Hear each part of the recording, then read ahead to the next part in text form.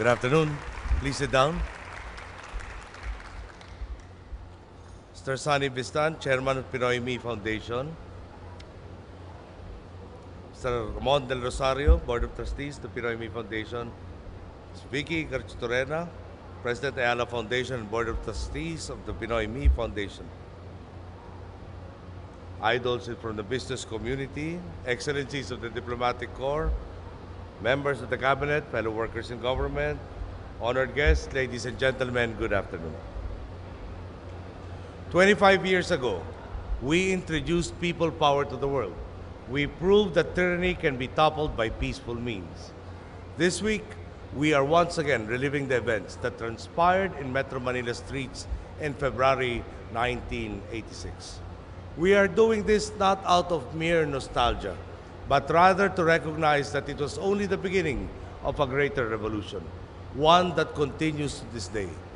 The spirit of change that invigorated and empowered our countrymen to take the streets has been channeled into a continuing commitment to making every Filipino part of the solution to our problems.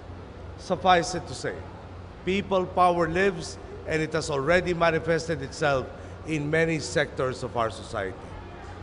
It was originally my mother who wanted us Filipinos to continue tapping into the spirit of people power so that we may create better lives for our less fortunate countrymen. And I must congratulate Pinoy Me for doing just that through their continued work toward giving our countrymen more opportunities to defeat poverty through their own efforts, specifically through microfinance and micro-entrepreneurship. These activities of Pinoy Me have been a significant help in our administration's efforts to alleviate poverty.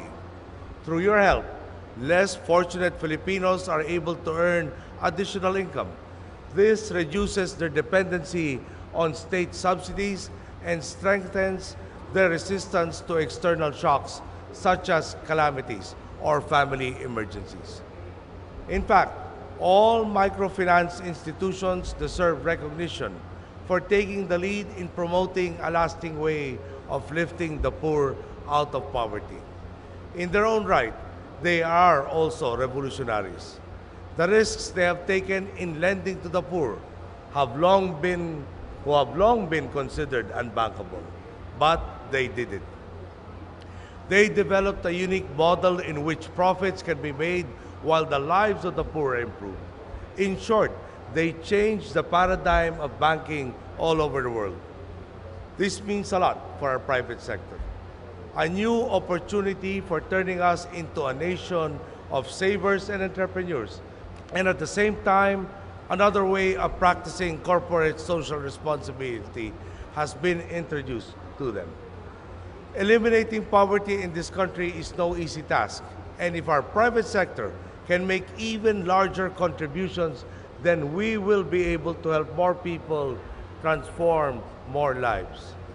On the part of this administration, we would like to tell you that we will continue the revolution that my mother and others started in making entrepreneurship among the poor a strategy for poverty alleviation. We will make micro-entrepreneurship one of the key elements of our framework for poverty reduction and inclusive economic development. Most of all, we will work to institutionalize the national strategy for microfinance that was formulated way back in 1998. We will also make sure that microcredit will not be used as a tool for political patronage, and we will likewise consolidate the remaining credit programs for the poor under the more competent branches of government to make them more efficient and effective. Many of us here have backgrounds in economics, so I should tell you, people power is one of our country's biggest competitive advantages. As Filipinos, we value this yearly opportunity to reignite our commitment to unity. We have this one event to look back to so that we can be reminded of our common dream. A Philippines that fulfills its great potential. A Philippines that can bring a better quality of life for its citizens. And thus, we must keep utilizing this people power to its fullest extent.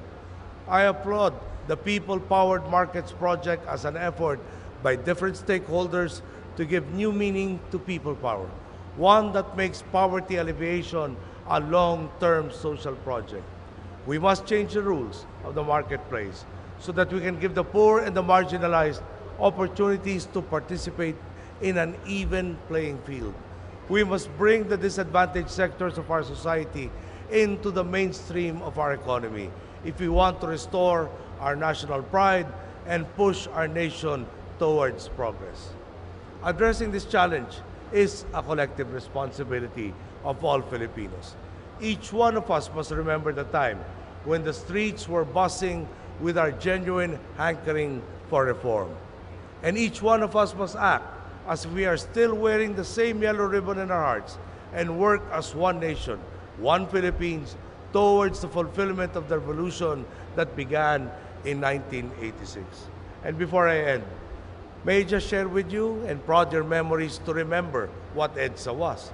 For us, the iconic image would be our citizens pushing against behemoth tanks, armed only with prayers and love for their fellow Filipino, who in most instances was a stranger to them.